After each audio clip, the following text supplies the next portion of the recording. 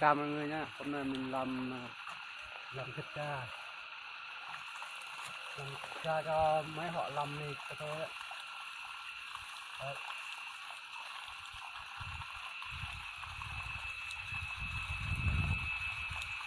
Mọi người xem này.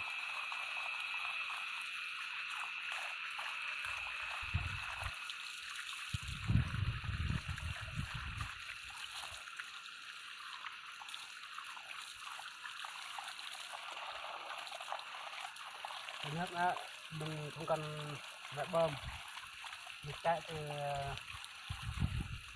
núi đến nơi đấy, mình tự mình chạy thôi, không cần mất tiền thì để ở làng dùng, ở đây thì hưng thì núi thì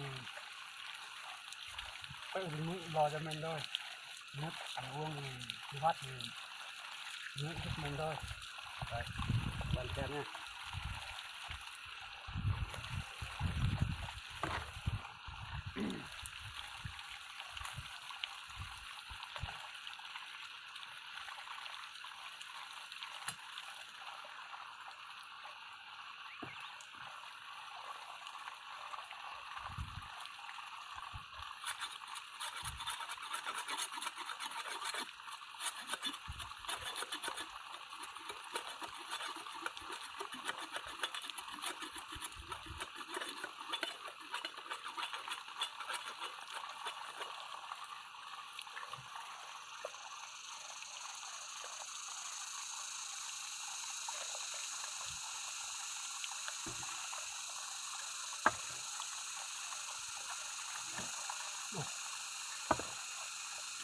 Ngon thì ôm được.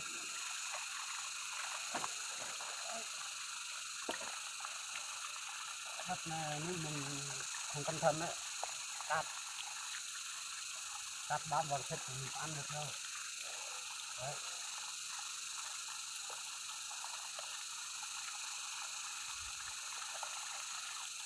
Mình quên rồi. Tiền cũng nhiều, nước nó cắt lắm. Đấy. Rồi nhiều thế nào là được đấy. Rồi thì vừa.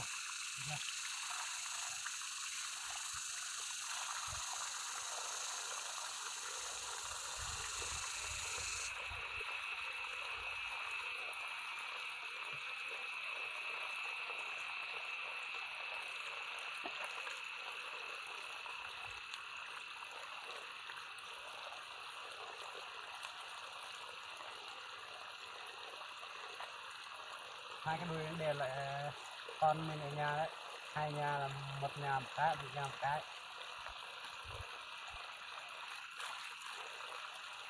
Thịt này thì mình ăn luôn ở đây đấy.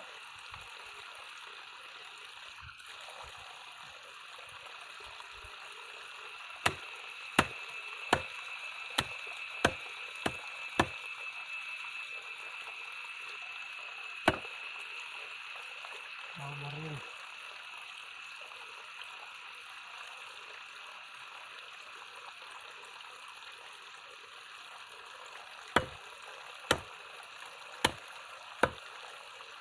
Ăn luôn.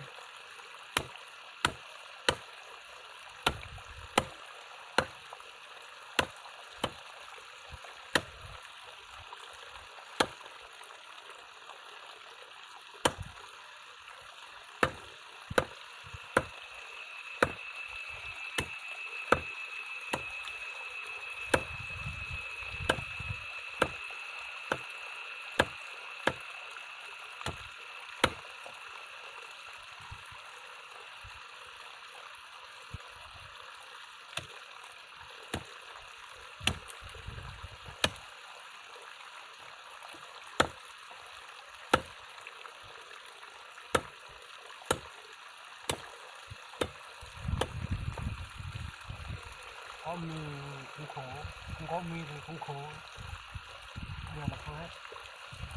Không có mì thì không có tiền để dùng, có mì thì cho người ta làm mất tiền bao nhiêu đấy bạn ạ, bao nhiêu tiền mặt triệu luôn.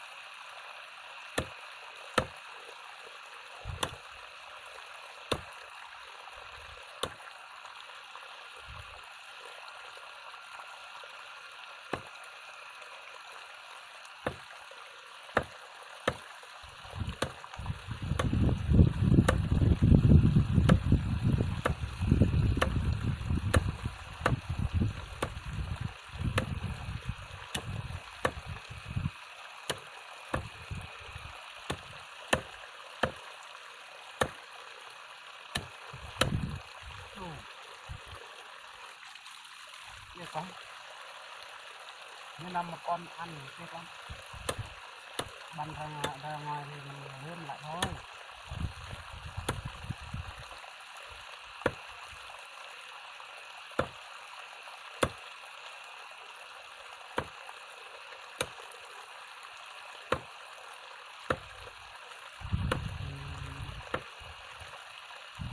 Còn ta làm nhiều cho nên á mình giúp là mình lấy một cái con gà đây này thương cho người ta mới làm cho mình thật tinh,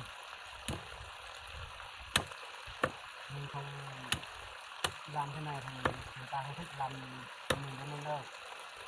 Người ta lúc người ta không thích thì mình muốn nhiều mình hết, không hết rồi, mình phải làm từ này thôi, người ta mới thích làm nhiều thì mình đừng hết nhiều thì mình là bố cắt vào mọi người luôn á. Mình cắt hết hôm nay là hết rồi, hết rồi đấy, hết như mình ăn không ra luôn.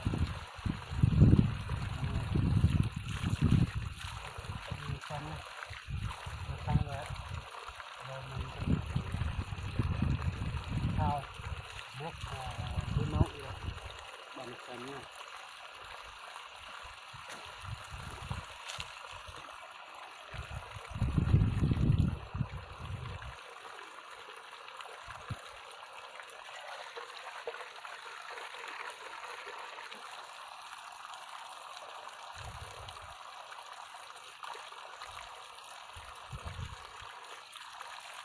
Ruột nó nha.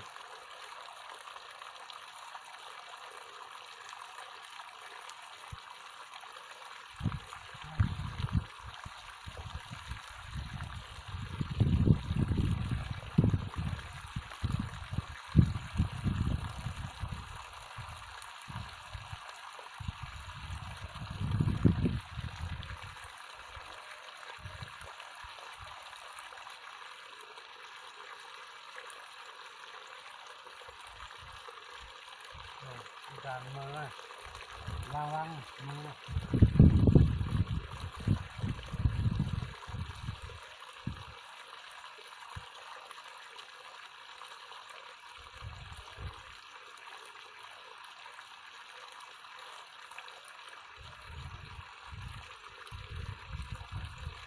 Ăn nữa.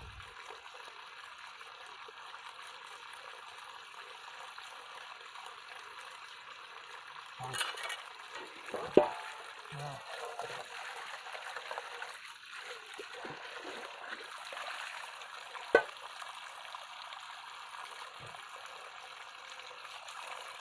Xem nha, bo vào cái nồi nữa, mình hấp vô.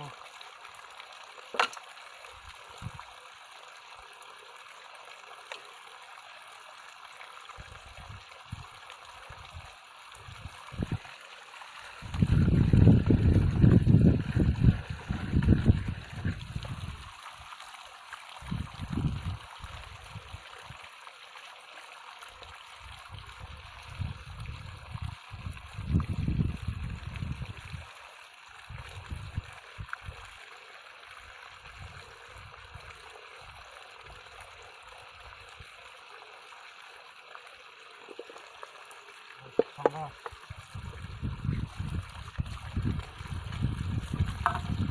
Rất lạ nữa. Đây. Lấy cá tay.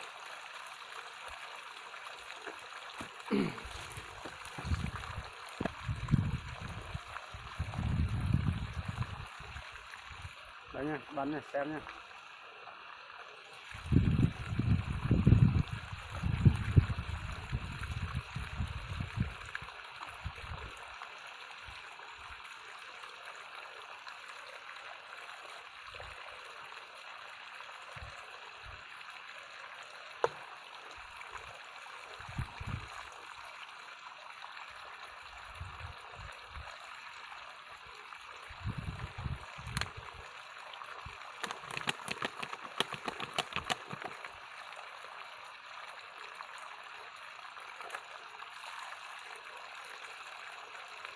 ta ít đồ mồ ít thôi, còn sắp tới thì không đâu mất nữa.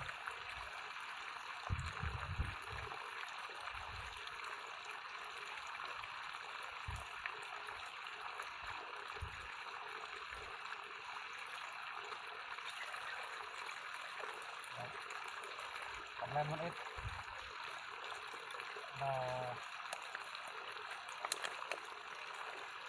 ít ngọt, ít ngọt. Mình ở trên núi mình không cần muông đâu, mình cứ mua vô là được ạ. Van rồi, cái muối, ngọt đấy.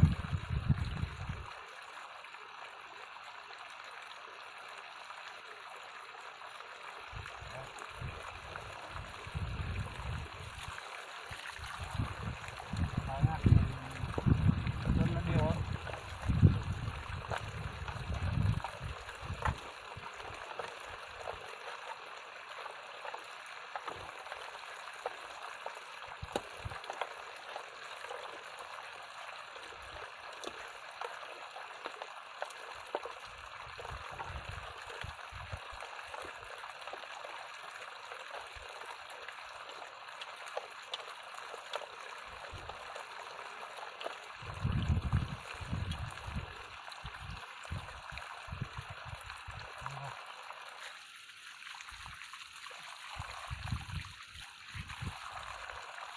Quên rồi, quên một thứ nữa.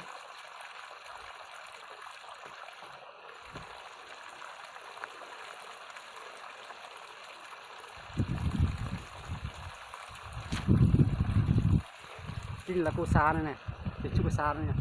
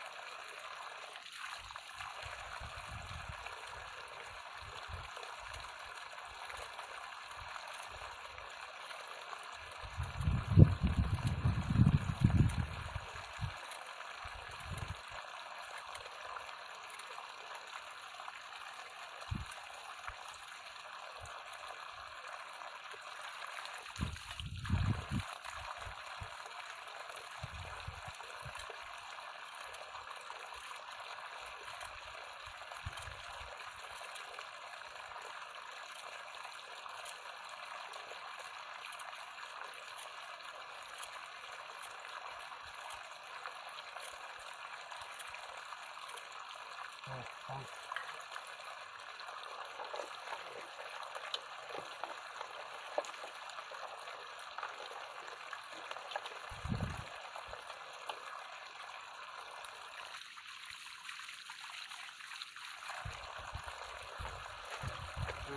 Bạn mình xem nha. Đấy. Đo luôn. Giờ mình đi nấu đấy.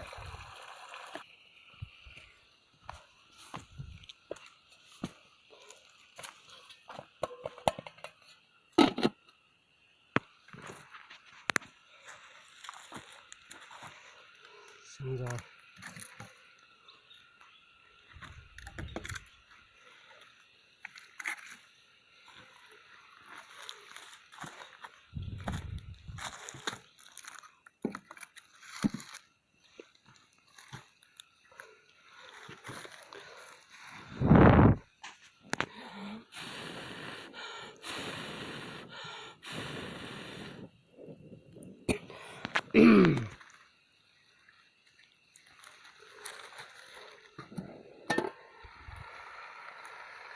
Đang sôi rồi, sôi rồi. Đấy.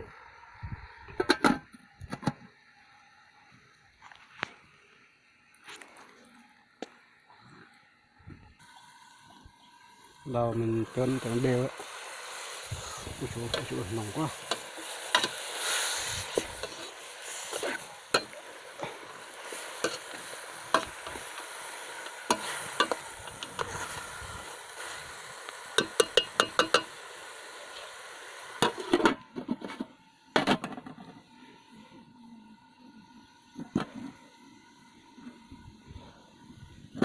Dạ là ôi trời nồng quá, nồng quá, nồng quá.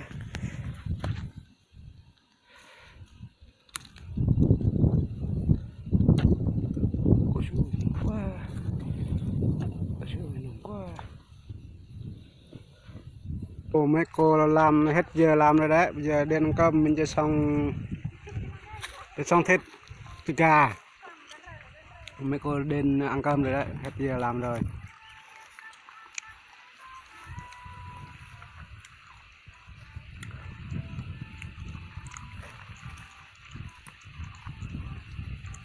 Ủa nè nè Hầm. cái dạo ấy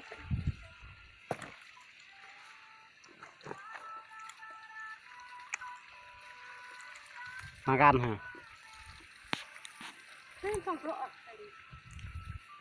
Bọn tôi nhận nữa hầm. được rồi các bạn Tạ. đưa ra nào để ta thấy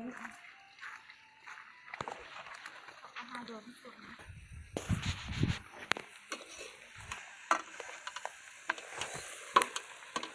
Ngon chưa? Chín rồi đấy.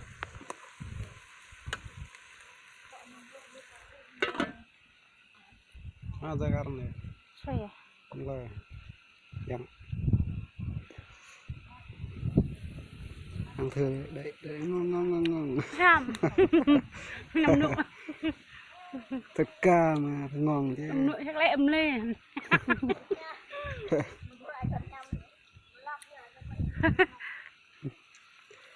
chuyện đấy ai dạ dốc rồi đời bắt đây là Ừ.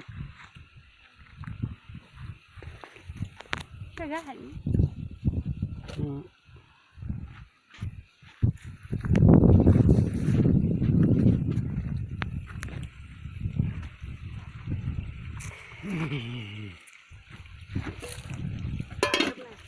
con chặt rồi có gì bộ Mà thấy nó to lên mình được ăn rồi. Tôi xeo gọn thế lại. Tôi xeo bạc la như Bi là sao mà bi là ông hoàng thế thế đừng. thế đúng không Ừ, ăn thử xem nào.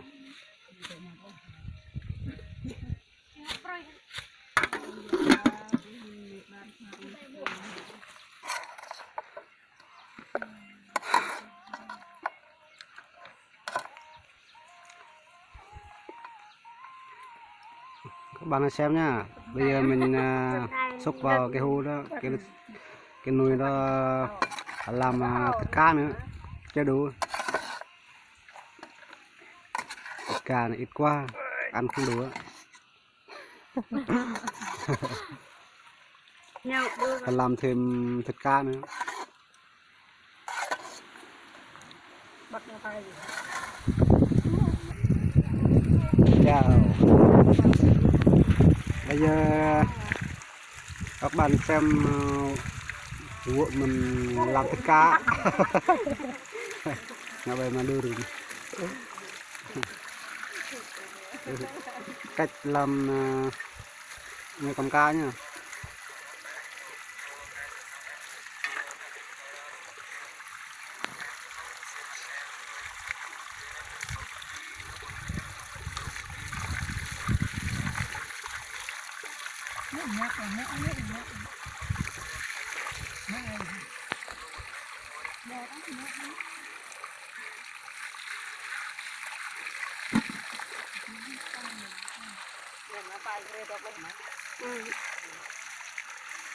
Tao giờ đó luôn.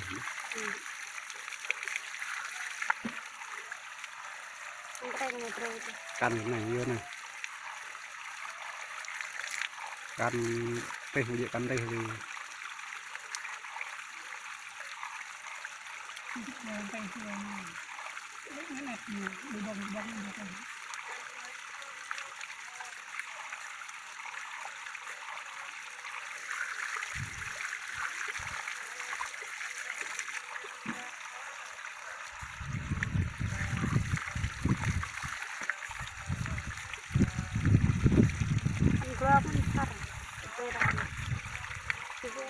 โลกนะเรียนง่าย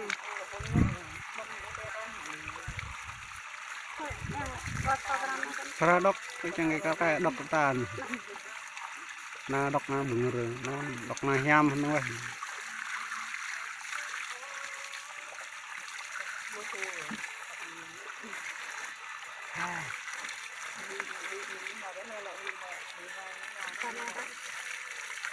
ยิ่งหลังจอยดี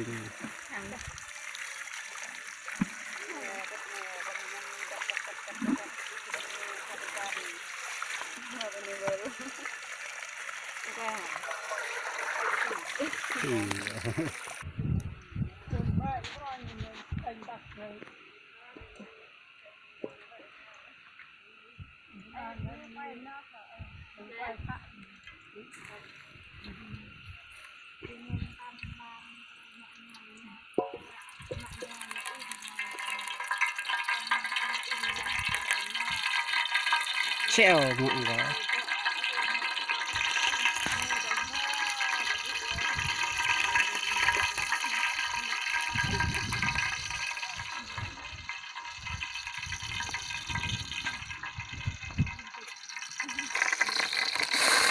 rồi rồi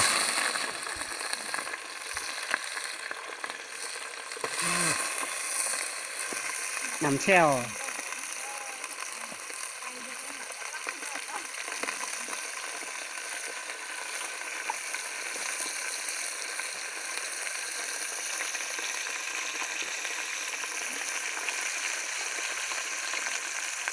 lại sao tệ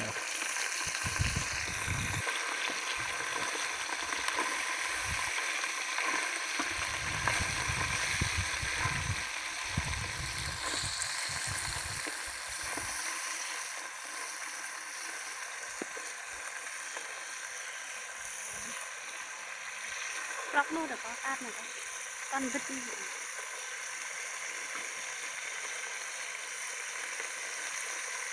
kan maka ber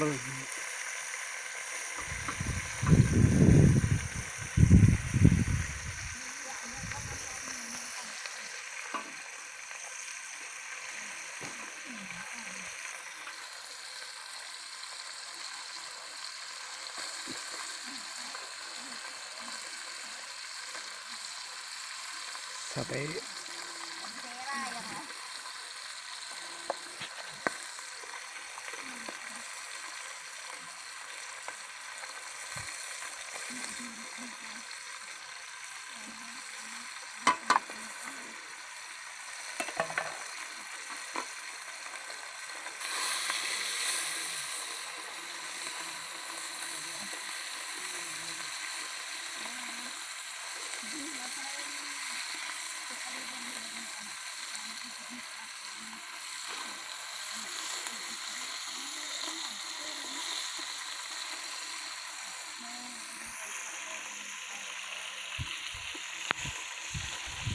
anh em đang đậy rồi đã bung ơi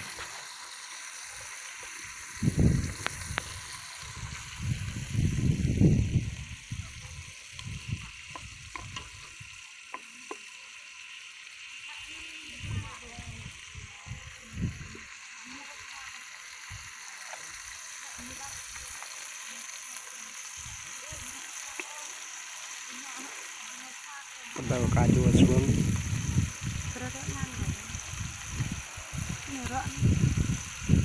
đó là ăn năng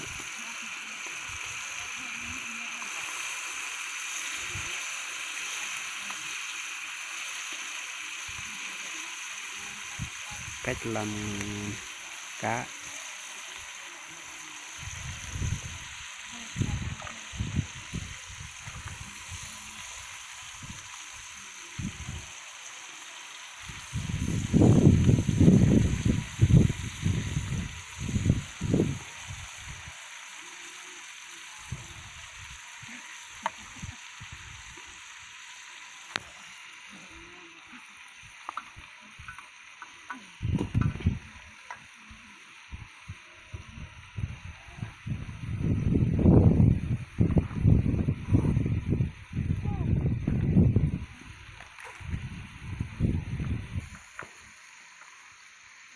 bắt đầu hành xuống.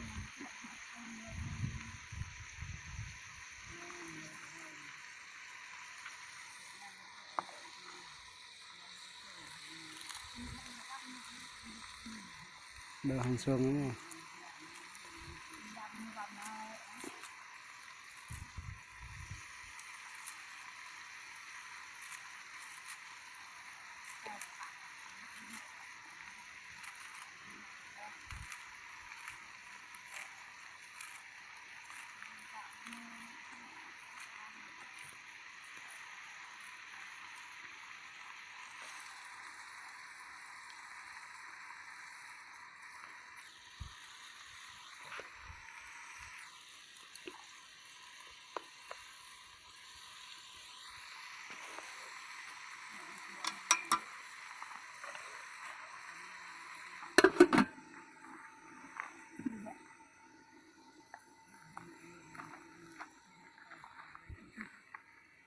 Con ạ. Mua.